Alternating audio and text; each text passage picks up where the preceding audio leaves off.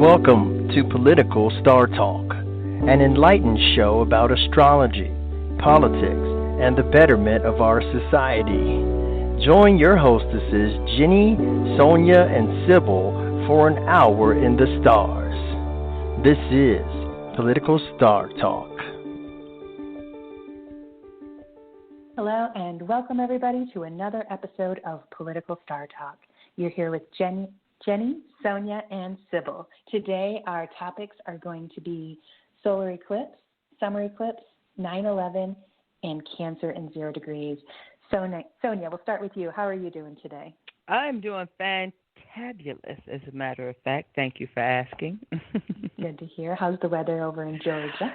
It is actually beautiful today. Another reason why I'm in such a festive mood, like this morning it was like 68 degrees, no humidity. I felt like I was on a beach somewhere. I have all my windows open. I am enjoying it. It's supposed to be like a high of like 76 or 78 today. I'm loving it. Loving it. And I have lived in Georgia, and that humidity does become an issue in summer. So it's nice to get some of that fresh air before that summer humidity comes in August. I'm sure it's going to come in before that. But nice that you're experiencing the lighter weather. And I'm in Albuquerque, and it's gorgeous here. And the beautiful Sibyl Star, she's in North California. Is it Sonoma County? Is that where you're at? Right, Santa Rosa in Sonoma County, right. How's the weather there? Oh, it's beautiful. Well, today it's going to be 90, but, we don't have that humidity. And so most people here don't even have air conditioning, although things are getting hotter. So, We'll have to have a show all about that, for sure. Yeah. Well, thank you, ladies, for showing up. I want to tell all of our listeners we are Political Star Talk. We are part of the Third Eye Political Radio Podcast Network. We are here every other Wednesday. That is 11 Pacific and 2 p.m. Eastern, and we talk about a variety of things, and I usually just hand it right over to Sibyl, which I think we'll do right now, too. Sibyl, do you want to take us where you want to take us first? I do. So, we are in the midst of this eclipse season. We have eclipse season twice a year, approximately every 6 months, and, it changes. And this eclipse season, we have 2 lunar eclipses and 1 solar. And the solar is right in the middle. It's kind of like an eclipse sandwich. And so the solar eclipse happens on June 20th at 11:41 p.m. Pacific time, so you can just calculate that to your time. So it is not visible in the United States, this particular eclipse.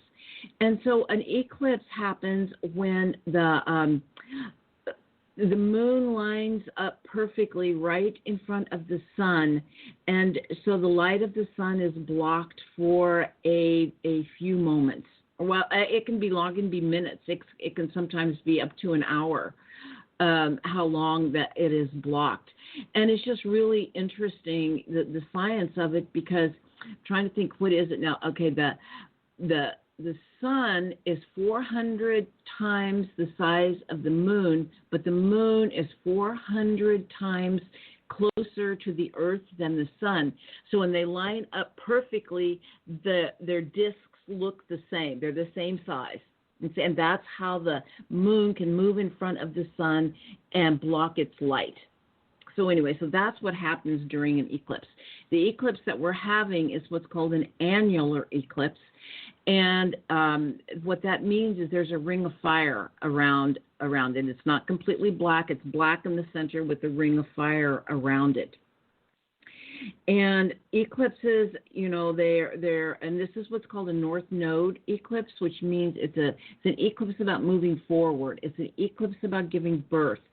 And it's happening on the day of the summer solstice, which is the day of the year when the light of the sun is the strongest. And solstice actually means a sun standing still. The sun appears to stand still, completely still for a few hours, but barely moving for about 3 days. And so this light of the sun is at its absolute brightest. And eclipses bring harbingers of change when they are harbingers of change. Because when an eclipse, the solstice happens every year. But an eclipse happening on one of these incredibly powerful points astrologically is really, really big. Anything 0 degrees of any of the 4 cardinal signs, which is Aries, Cancer, Libra, and Capricorn, which they also are those 4 really important points of nature. The solstices and the eclipses, the equinoxes are the 0 degrees of these cardinal signs. And so it's just simply a very powerful eclipse is what I'm saying. And one thing I discovered, which was incredibly interesting, is that the eclipse before 9/11 was at this exact same degrees, at 0 degrees Cancer, okay? And that was also a year where we had a Saturn-Pluto opposition. And this year, we have a Saturn-Pluto conjunction. So there is some correlations here. It feels like it is, an expansion of something that started earlier, okay? Now, first off, and I'll get into that, but first I just want to talk about what Cancer is. Oh, and the other thing I do want to mention as well before I get into it too far is that we have 5 planets retrograde and 1 stationary getting ready to go retrograde. And so, Jennie, and of course we have Mercury retrograde. Or no, he's not retrograde, but we'll go retrograde tomorrow. I'm not sure what time. It goes retrograde tomorrow. Or maybe later tonight. I don't actually have that time. And so we're really in this retrograde zone, and everything slows down in retrograde times. When planets are retrograde, it means we've gotten too far ahead of ourselves. We need to slow down, and we need to rethink, redo, reevaluate. You don't make a whole lot of headway usually during these times when so many planets are retrograde, because it is a reevaluation and reassessment of what has happened so far and to plan as to what comes next. Okay? And especially Mercury retrograde, we find out that often because Mercury rules communication.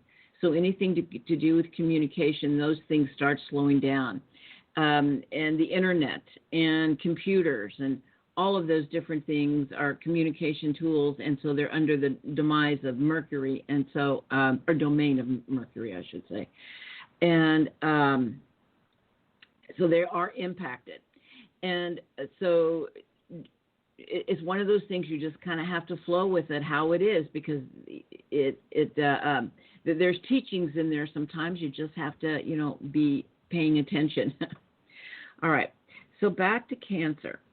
So the sign Cancer has to do, I feel like, the other thing I wanted to say is, and I've shared this before, there is something called the Sabian symbols, and what they are is back in the 1930s, a psychic named Elsie Wheeler had a psychic vision for every degree of the zodiac, and it often helps understand what is actually happening with, with that, what is happening, what is going on.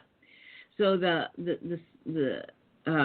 vision for this degree of the zodiac is, on a ship, sailors lower an old flag and raise a new one. Okay, and so it is about it's a turning point. This letting go of the old so that the new can come in, and it's actually setting intention for the new, because we're raising a flag. And Cancer is all about the heart. It opens the heart chakra. It feels like it is just simply a huge moment where the potential, and I'm not saying it will happen, but there is, like, the energy is there to open our heart chakras and to feel. We are in a time of great feeling. So it's so important right now to feel our feelings, as difficult as they might be at times, because feelings are what helping us expand our consciousness now. And well, it's about opening the heart and love. It's really what it's about. It is about love and remembering that we are in a field of love. We are actually in a sea of love if we can remember that. And this is where we are going. We may not be experiencing the sea of love all the time now, but it is a remembrance that that's where we came from, and that's where we're going back, and we're raising that flag. I feel like it's a revolution of love. We have that opportunity now. But the shadow side of Cancer, which is where I feel the past comes in, because Cancer also rules the past and memories of 9/11, of when of what happened then. And we know what a horrible tragedy it was and all the lives that were lost. But the result of the desire to feel safe, what we gave away, the Patriot Act, all of these different things that came into the things that we gave up to feel safe. I feel like that's coming around again. And it's important to feel and to know the fear is coming up, but to not cling to it, to be able to open our hearts wider. And Cancer is so much about family. It's about family. It's about home. And the shadow side of Cancer is also about xenophobia, only loving those that are our own. It is building those defenses in response to being afraid, to other people. And so that's also in the field. And this moon, this new moon, this eclipse is in what was called an inconjunct to Saturn. And Saturn is in Aquarius. And Saturn always brings teachings around maturity, stepping up to the plate, new levels of maturity, but can also bring fear and limitation. And Aquarius is very much about the family of humanity. It's expanding our family, remembering that we are all family, and we are all relations. We're all relatives. And this is, I feel like, the age of Aquarius, we are moving into that. And so this is one of the teachings I feel is to remember that the family that we belong to is everyone, okay, and treating everyone as family on some level. But Saturn, of course, is in there and bringing up the fear and the limitation and the social distancing. Okay, because how are we going to be loving everyone when we can't, we can't connect in so many ways. I mean, we're learning to connect energetically, which is wonderful. But those deep heart connections that come from being able to, I saw this, this thing on Facebook. It was an article, and it was basically government sanctioned lovemaking. They were saying everyone needs a cuddle buddy, but the picture was of two people kissing with a mask on. It's like, excuse me, and so there's all these, So anyway, so this leads us into the Jupiter-Saturn conjunction in Capricorn, which I've been talking about a lot. And I just saw the best analogy, and I so feel like this is what this is about for us. It is the analogy of the butterfly and the chrysalis. When the chrysalis starts, it's in complete darkness and it doesn't know what's going on. Everything is breaking down. All of the structures that the caterpillar knew to be who they were and what their life was about, it all breaks down. And so it feels like we are in that place where I really feel like we don't know what's going on. We do on many levels. We have, like things are being revealed, things are being made clearer on some levels, but we're still in the dark. And it's going to go on for a while. And so I feel like we're in a place where it is about feeling our way through the dark. With this Cancer new moon, so much about feeling. The moon is in its own sign of Cancer. Neptune is in its own sign of Pisces, which is about feeling, and we're having big Pluto events happening, and Pluto is very much about going into the dark. And so it is about feeling our way through the dark, because we don't know what is true and what is not true. We have our ideas, but it is in the process of being revealed of what is happening.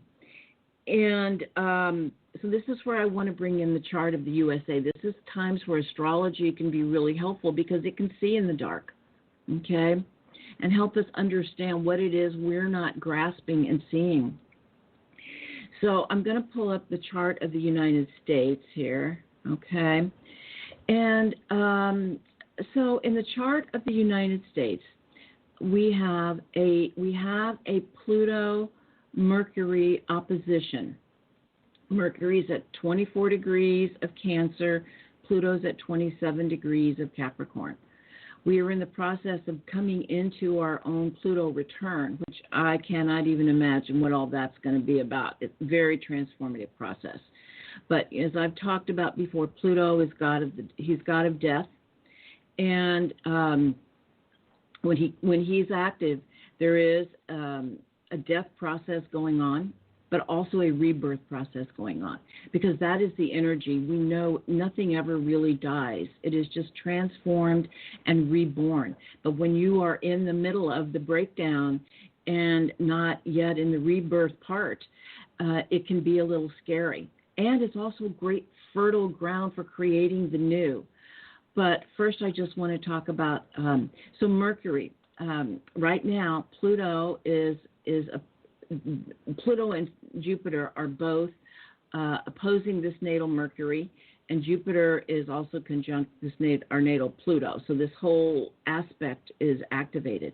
And Mercury is god of the mind, god of communication, god of our voice.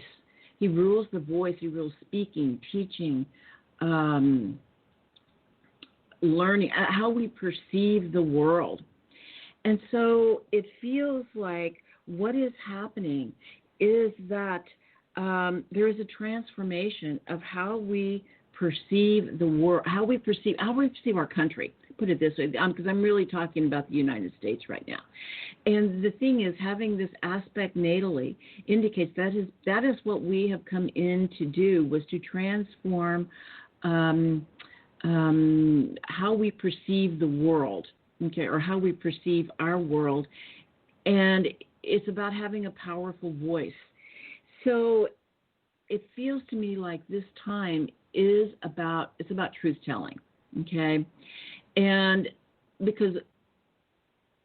Pluto also brings in repression. I mean, it's like both sides of the truth is what seems to be what's really up right now, because Pluto is also about the truth. It takes you deeply into the truth to look at hard truths about what honesty. It's about emotional honesty. Those hard places where we don't really like to go. And Pluto, like I've said before, is so much about, it's the places where we only understand through feeling. And the transformation comes through feeling. When something, I'm just going to say this, often it's when something hurts bad enough is when we change. And I don't want to say that we're going to just be hurting, and yet I feel like there are some truths coming up that may be painful to look at, that are just so important to look at and call it out for what it is, say what it is, because that's how we transform it, and that's also how we release the energy. And I just want to bring in what's really, and the other side of it is censorship. There are those, because Pluto's also about power. Those who have the power do not want to give it up. There's a tremendous amount of censorship going on right now. And when we speak of the American, it is the American companies that are doing the censoring. It is Facebook. It is Google. It is YouTube, which is owned by Google. And there, as far as what is going on with, I'm just going to say the virus, there's whistleblowers out there that are just saying things are not what they are being presented as. And there are, and anybody who comes out with anything that does not align up with the current narrative is censored now. You have to really search for any material that doesn't agree with the CDC and even the WHO, which, they're usually just closely aligned at the hip. But the WHO, came out with their findings saying that their data showed that asymptomatic and pre-symptomatic people, it was very rare that they were contagious and transmitted any disease. Well, of course, the very next day, they had to retract that. They never said it was wrong. They just said it was premature, because that's why we're wearing masks. That's why we're doing so much of what we're doing, because we're all afraid somebody may have it that, don't know you have it, and you pass it on. And, there's so many pieces of this that, there's these untruths. The truth is being revealed, and then it is being censored. And even when it is revealed, people don't believe it. They don't want to believe it. It's a hard truth and I'm not saying I know exactly everything that is happening. I don't. I'm as much in the dark as anybody else. But my feelings, my heart, and my gut are, I know things aren't right, and so I'm following threads and finding out things. And quite often the people that I'm following are censored, and so I have to find them in different routes. And the thing is, we know if something is censored, there's truth there. They're not being censored because they're lying. They're being censored because there's truth that does not, line up with whatever the current narrative is. And, and the other piece that I have just found out too is, of course, I've known about this, but I've just finally seen a documented paper that,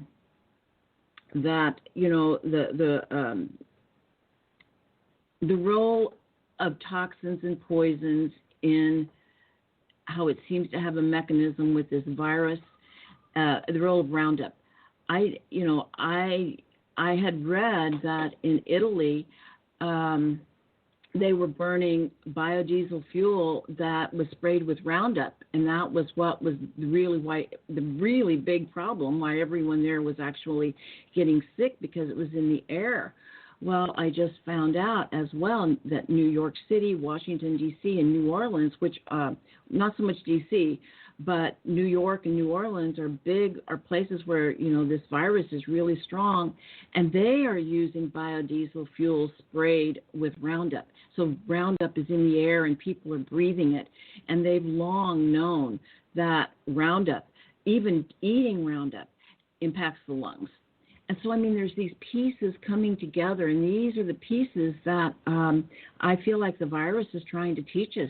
And it's just, are we going to listen? Are we going to pay attention? The truth is shown to us.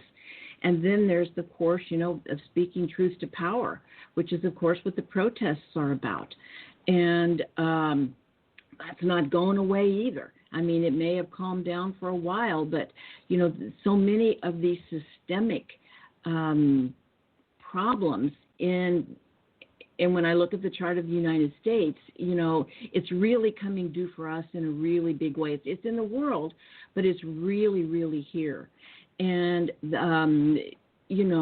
so I think there is a piece of just recognizing, like I said before, the alcoholic to heal has to admit has to say they're an alcoholic. This is a problem for me, and this is what I need to do about it. And I feel like the American people, the information is coming out of what the truth is, and it's so important for us to be able to say, yeah, that's true, and we're not going to let, and what are we going to do about it, okay? Yeah, and to know that you're going to get pushback, because those that have the power do not want to give up the power, and this is kind of like we've always known this day was coming, and it is here. And so that's the scary part. And it's also the self-empowering part, because Pluto is so much, as also said, it's retrograde. And so it's all within our own hearts as well. If we're going to have a revolution of love, it's like truth is a vibration of love. If we're living in untruths and pretending things are true that are not true, it doesn't allow for love in, because then it's fear. Then, it brings in fear. And, And so then, so what do we do about it? We kind of know where we are in some ways. Like I said, I feel like we're in a chrysalis. We know things are changing. The truth is unfolding. Nobody has the whole picture, and yet we know there are pieces of it that we need to address. But the way forward. So for that this eclipse is conjunct the north node of the moon. The nodes of the moon always have to do with destiny. And the north, so this is what's called a north node solar eclipse, which is showing us the way forward. And so, of course, in Cancer, it's so much about the heart, okay? But the north node itself is at 29 degrees of Gemini. And Gemini is the heretic. It is the questioner. And it is about being willing to change our minds as new information comes out. Is that the old, and I heard something really, really interesting. And it was what someone said. It was a meditation I was doing. And they said that actually in December 21st, 2012, a lot of the old, we've always kind of seen, understood the present and the future by history. And he said, those old history patterns have broken. We can create a new future. Just because things were one way doesn't mean they always have to be that way. And so there is a Neptune-Mars square to the nodes. And Neptune is so much about the quantum field. As I've talked about before, I feel like consensus reality is moving into a place where our understanding of the nature of reality is more related to quantum physics rather than the old Newtonian physics. And so even in this time, in this chrysalis, and we don't know what's going on, it's still a very fertile time to dream and create the new, to reimagine. And it is about raising our vibration. It is about raising it up to remembering that we are in a sea of love. And it is in that field that we can create. And just because the other teaching that is coming through is we've always felt, been told, well, you have to work hard, yada, yada, all this before things can manifest. When we are in the quantum field, this is a sea of possibility and things can manifest very quickly. It is all about remembering that it is where we focus our energy is what we create, wherever we focus our attention. So on one hand, we have this dichotomy, we have this recognizing that, the old is falling apart and we really don't know where we are. And it is unfolding. And it also, as things are unfolding and breaking down, it allows the potential to things to come. And it is, our dreams cannot be too big. Our vision cannot, it is about thinking big, dreaming big. Because we are in the field of possibility, saying, oh, that can't happen. No, the only things that can't happen is what we say can't happen. And so I am actually taking, it's a 30-day meditation on being in the quantum field and creating in the quantum field. And I will keep you informed as to how it's going. I've only had, but it's been incredibly fabulous. And so I do feel like we are in a place where we can raise this new flag and moving into the field of love. And and of course, the other piece is always, aligning our energy with Mother Earth. Oh, I know. The other thing I wanted to share was, I've shared many times the prophecy of the indigenous people of that Mother Earth is moving into higher dimensions and that we are moving with her. And some indigenous prophecies say that this shift will happen in 2026, and there's certainly astrology to support that. And I listened to a young man on Gaia TV. A young man, I can't remember how to say his name, Matthias. Anyway, he is a young man who remembers past lives, and one of them is a past life from the star system Sirius. And he has incredible recall and incredible teachings. And he shared the same date. He said the shift is happening in 2026. And so it is, and during that time, I think it's just so important to continue doing the visioning and to align ourselves with Mother Earth. And it is just coming through in so many ways, too, as things are changing. It is so important to be as self-sufficient as possible and growing our own food, having gardens, all of the ways we align our energy with Mother Earth and are self-sufficient are what are some of the big teachings for right now. So anyway, that's what I see. I'm sure you have a lot of questions. Sonya, do you have any questions?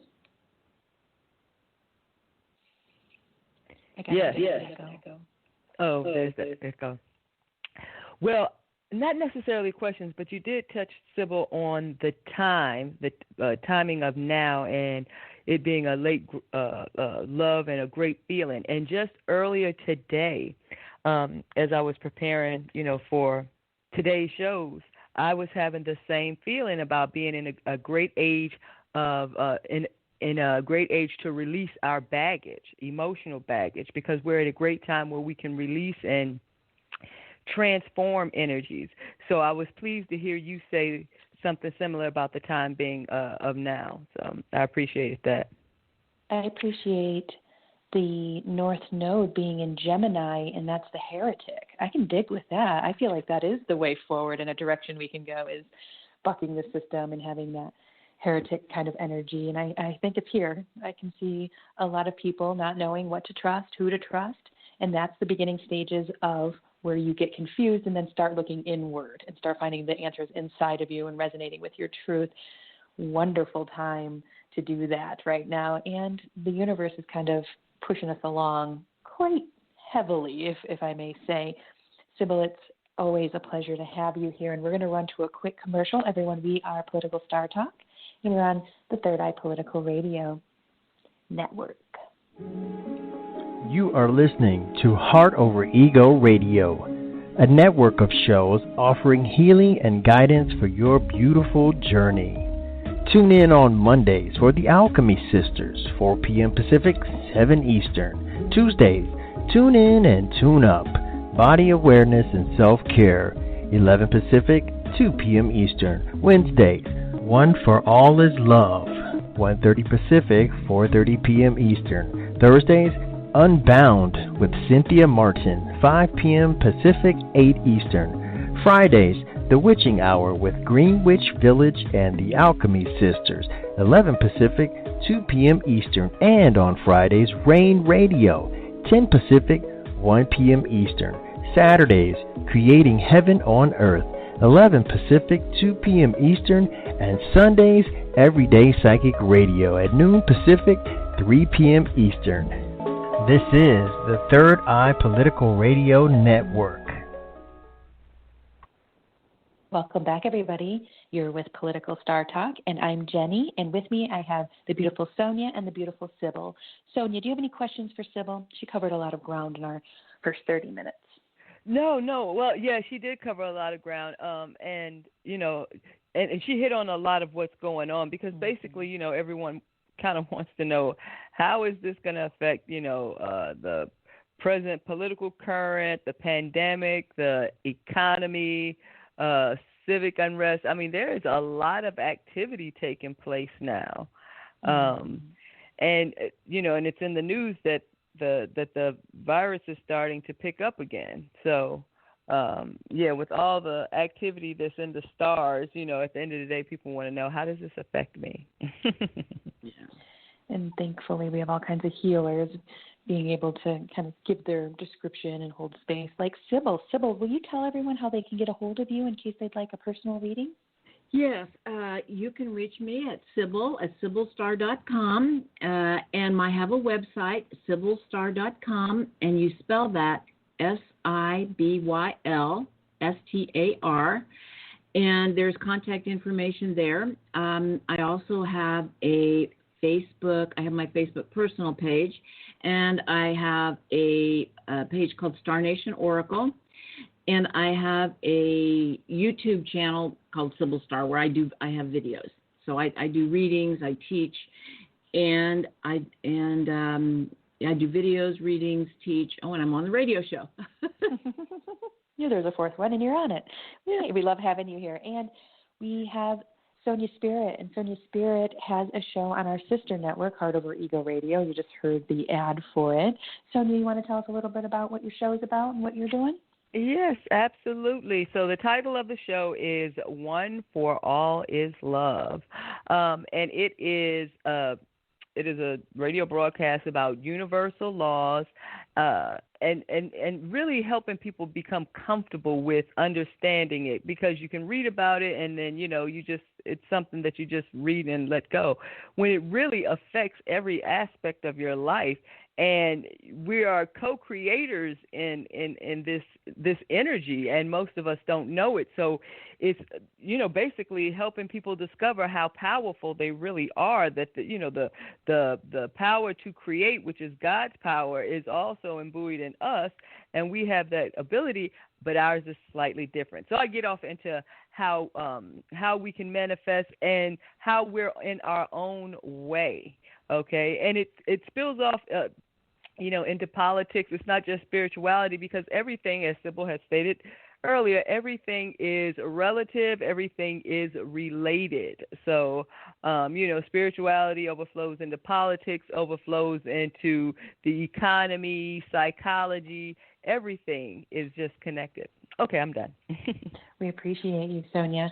Yes, check out her show, One for All is Love, on our sister station, Heart Over Ego Radio. I'm Jennie McDaniel, and I have a show called The Alchemy Sisters on Heart Over Ego Radio, and The Witching Hour, where we do a guided meditation, three different guided meditations put in 45 minutes, and I think you'll dig on where we take you. So check us out, listen. You'll like all of our stuff. Sibyl, do you want to pick back up, or were you done with your notes? Well, I just, let's see, is there anything I talked about that you all want to explore a little further? I loved it all, and I don't have any particular questions, but if you could remind me what you said about 9/11. I caught it, but it escaped me. You were referring to 9/11 and something in the stars. Right. Okay, so 9/11. So what I was bringing up was there was an eclipse on the summer solstice prior to 9/11. Okay, and also what happened at 9/11 was and this was actually on the day of, and the thing is, you have to understand with an eclipse, their energy, and I didn't say this, so you wouldn't understand because I didn't tell you, but it lasts. It can last up to a couple of years. It usually lasts at the minimum 6 months. And at the most a couple of years.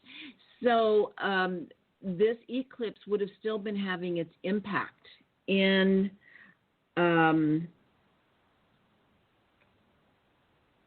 what was I saying? It's at 9/11. Yeah, 9/11, right. And it also had the Jupiter-Saturn opposition, which we have had this year, the Jupiter-Saturn, the Pluto-Saturn conjunction. So there was a Pluto-Saturn opposition at 9/11. It was actually on the ascendant-descendant. It was on a very important point in the chart in the chart of the USA when 9/11 happened. And so this year in 2020, we're having another piece of this dance between Pluto and Saturn, which is they're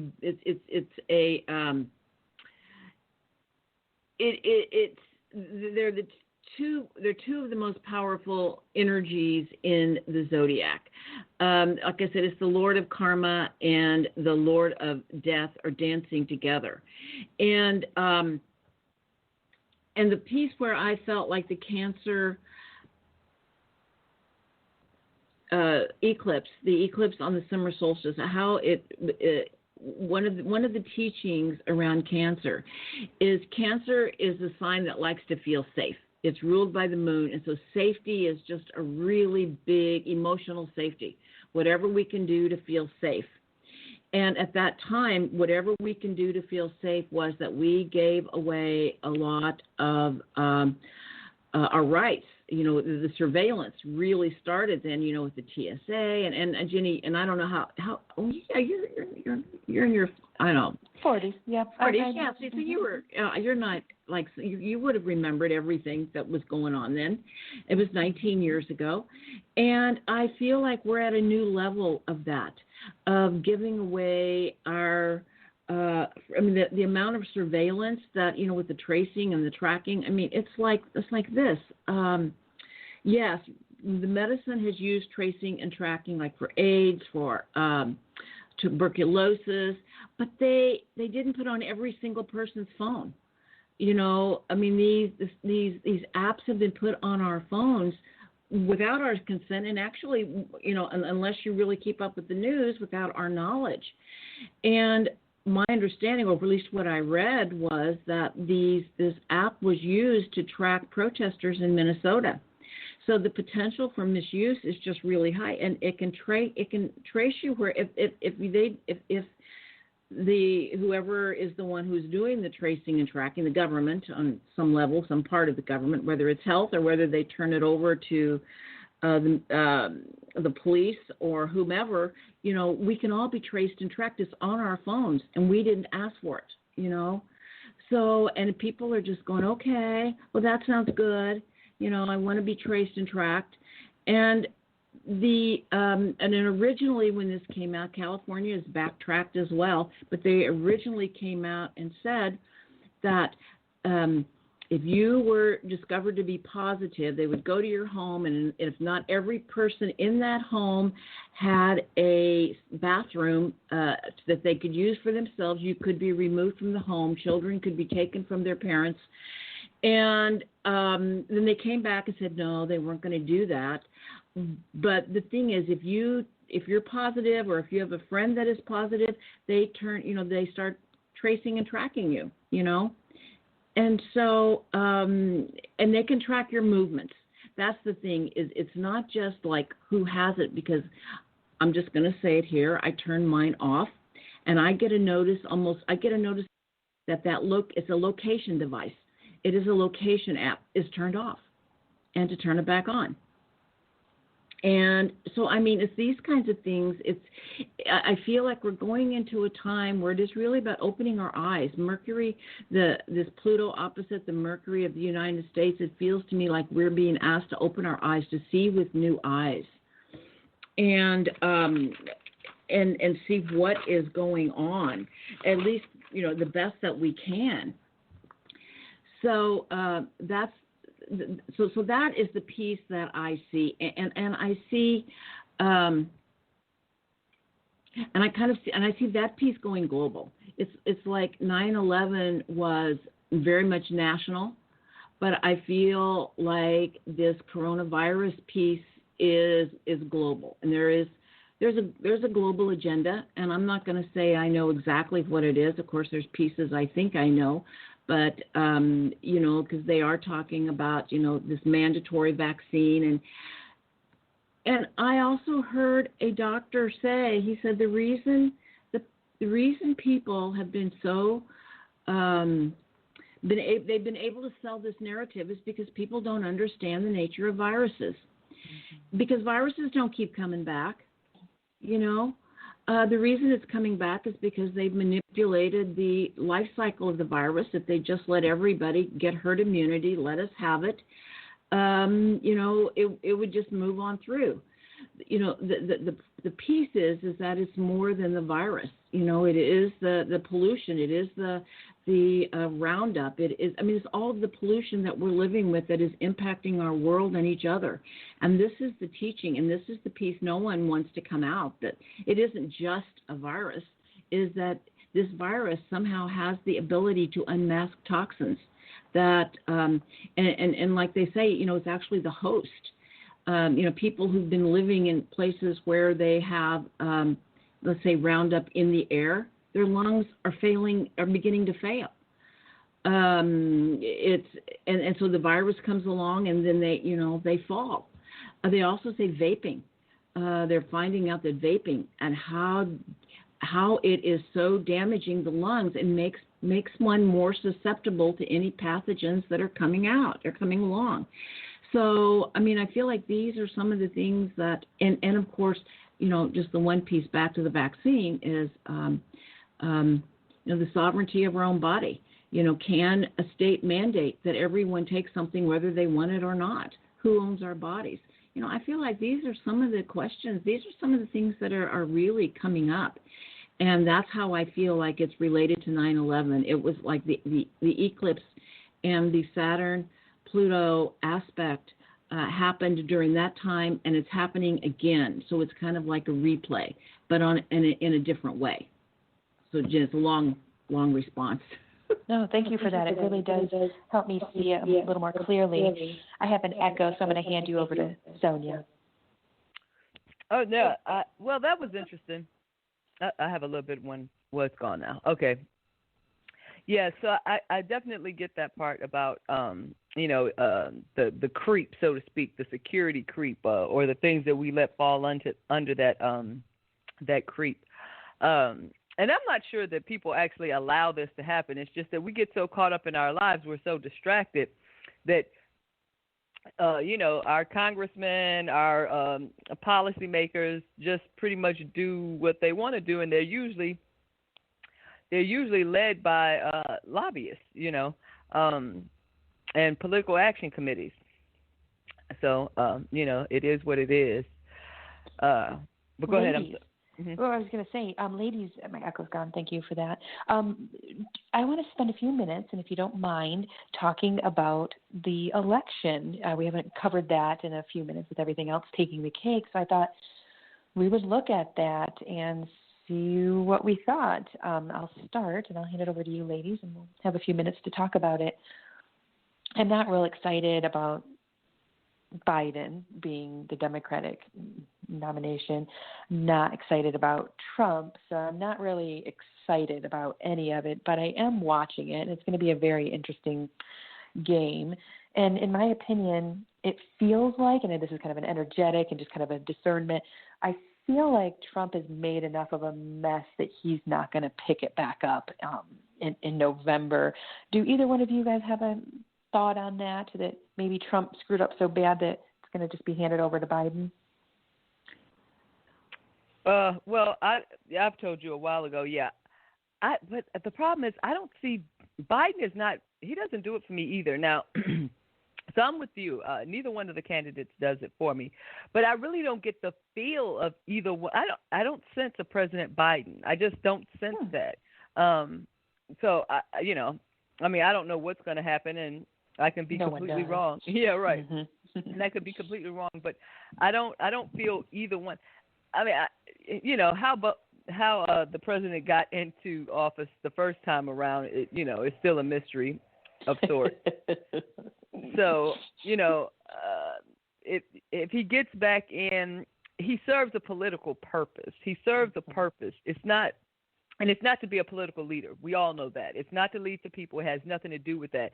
It's almost like, the curtain is pulled back with his presidency, that you can see how much the presidency itself is like a figurehead position. It's, you don't really do anything because he doesn't really do anything, and not even lead people, which is probably the easiest thing to do.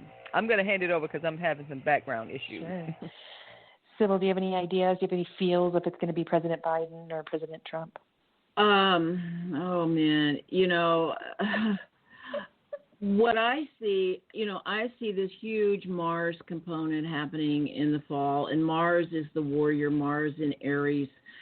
I just see a big battle. I really don't know the result of it. I'm going to say, if I were to just make a guess, I would say I'm with Sonya. I don't feel a President Biden. He doesn't have anything to offer. You know, the thing is, I'm just going to say this: President Trump, Donald Trump, still has a huge base of excited people. The Democrats don't have that. They've given us someone that, and I'm just going to share my own feelings here, which I normally do anyway, is that, I once saw this meme, and it was a Native American man, and he said, what if I told you the left wing and the right wing were both part of the same bird? And it really made me think, and I realized absolutely they're both part of, they both are both parties. Now, not all the people in them, but their leadership is totally beholden to their corporate masters, their corporate donors. During this virus, who has gotten wealthy? These multinational corporations have made a freaking killing. They have like doubled and tripled. I mean, just astronomical amounts of money made, and the rest of us are just, losing our jobs, and the economy's tanking, and that's who they're beholden to. And I say it like this: it feels to me like the Republicans, and I mean the leadership mainly, are wolves. I mean, they're just out there. They make no bones about who they're serving. They're serving the corporate media, and I mean, they're serving the corporations and their right-wing base. The Democrats are like wolves in sheep's clothing. They pretend they're serving the people, but they're serving the same corporate masters. They just come about it softer, and pretend something. So does it matter? And I would say yes, it does matter, because as bad as the Democrats are, they do at least come through with a few social justice items occasionally, but for the most part, they're constantly disappointing. And so I think for me, I'm really focusing my energy on state and local. I don't even know that, and of course, we have the Electoral College, and so the people don't even really elect them anymore. I mean, it's a few. That's right. It's a few swing states. That's all that elects them anymore. The president anyway. And so, this is, I'm going to say, the first election in a long time that, no, that's not true. I'm going to say I don't have a lot of passion either. I don't have a lot of emotional attachment to who wins and who doesn't. And I'm no Donald Trump fan, believe me. But I see people projecting just insane amount of shit about, and he's just a human being, and he has done despicable things. But so has Joe Biden. I mean, Joe Biden was the one there in Congress passing these, like the prison reform bill. He sponsored it. The credit card bill that did not that hurt student loans, kids being able to pay back their loans. I mean, the list goes on and on and on of where he has been in some of the most crucial bills. And there's no war he hasn't liked and been a co-sponsor of. So, on one hand, Donald Trump is a product, and he is a symptom of the problem, whereas Joe Biden was right in there creating it. So, I don't know. I couldn't tell anyone what to do. No, it's so interesting to look at, and in my practical Midwestern grown mind, I really like the idea of not having Biden in there for 8 years. I think he's 70-something years old, and I don't know if he can even manage 4 years.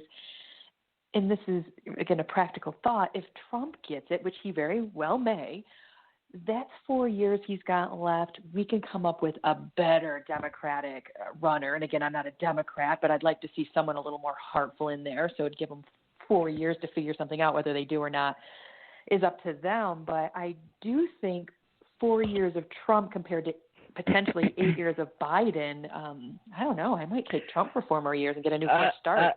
I beg to differ, because in times where we need leadership, like if everything is smooth sailing and we're on cruise control, any bozo the clown can be the president.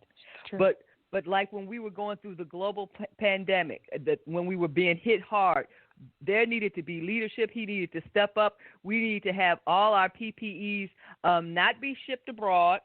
Okay, they should have stayed in country, and then he should have demanded that the U.S. that the corporations began making PPEs to supply you exercising that wartime authority, but he didn't. So no, 4 more years. If we were smooth sailing, it'd be a different story. But he is not it in terms of leadership. People, look what he's done to illegal immigrants, so to speak. The families that were separated, that's disgusting. That wasn't that long ago. I mean, I don't know how many people have forgotten, but he does one disgusting thing after another. No, having him in office is unacceptable. Do you feel like, and it's hard to say because we're just kind of, looking at the ideas of if Biden would have been in that situation, you feel like his administration would have done a better job? I think he would have been more responsive. At least, look, he could at least sell us some crap. This one wasn't even trying to do that. That's true. At least get us some product here. Get us some masks. Yes, he wasn't even trying to make us feel good. You know what I mean? Nothing. It's like, hey, you guys out there on their own. Everybody was turning to Cuomo, and he's not a very popular governor. You know what I mean? But he made so much sense during his, at least he reassured the people in the state of New York, as well as most people who tuned in to him every afternoon. There was some reassurances that somebody had some sort of control over this situation, and, but yeah, I just don't, yes, things may have been, I think people would have been a little more responsive. We would have gotten, if nothing else, the calm, soothing feeling that he cares. We got nothing from the Orangeman. I agree, and it would be interesting to, in an alternate timeline, see who could have maybe done a little better. I'm sure that Biden would have had a better response, like you said. Trump absolutely tanked that. He was in no shape or form prepared to manage. He's a reality show host or television star, as well as a very rich Trustafarian, forgive me in my slang. And the thing is, I think behind the scenes, the same things would have still been taking place. Like, all the mom and pop shops would have been getting notices that they have to shut down, while big box can have people walk in who tested positive, but they still get to conduct business. How does that work? Where's the fairness in that? So I think as far as the things that took place, I think a lot of that still would have taken place. It just would have been a whole lot more smoke and mirrors with Biden versus Trump. So to that extent, you get what you get, and you know what you get, which is absolutely nothing with Trump. Whereas with Biden, I think it'll be a whole lot more, showmanship, performance, smoke and mirrors, all the world's a stage. Sonia, we have a couple minutes left, and I want to hear your take on this. What do you think about, I think she's from California. I'm totally drawing a blank. Kamala Harris. Kamala, got it. Thank you. Kamala Harris, do you think Joe's going to tap her for VP? And if so, do you think that's a good idea and a good move? I don't think he will. Okay. I don't think he will. And if he does, I mean, it to me it's kind of transparent because of everything that's going on with the whole, George Floyd. I don't think, that might be because he's only doing it for the black vote, the women vote, and he, in my opinion, he would probably be better off with Elizabeth Warren. You think so? And that was my next question. What do you think about Elizabeth Warren? I love Elizabeth Warren. I like her too. And Sibyl, do you got something you want to add there about? Do you have an attachment or an idea or even a curiosity of who he picks, or do you want to make a statement about that? I really don't know who he's going to pick. I thought he would probably pick Kamala Harris, but that's who I think he'll pick. But that's just a guess. Yep, that's all we can do at this point. Yeah. Everyone, It's been a blast. It's always a pleasure. We're running low on time, but we'll be back in a couple of weeks with a new episode. We're every other Wednesday, 11 Pacific, 2 Eastern, and we are Political Star Talk, and we are on the Political Podcast Network, Third Eye Political Radio. So go to any major podcast app, search Third Eye Political Radio, and while you're in there, search for Heart Over Ego Radio, our sister station. It's spiritual-based as opposed to political-based. It's all the same, like the lady said anyway. We cover a lot of the same things on both networks. But either way, search us, find us. You can find all of our archived episodes, and we would love for you to follow and share with your friends. We appreciate you. Mm-hmm. And tune in to Sonia's show. One for All is Love at 4:30 today, 1:30 Pacific time. You heard the lady. Tune in. And until next time, everyone have a lovely day. Bye-bye. Bye.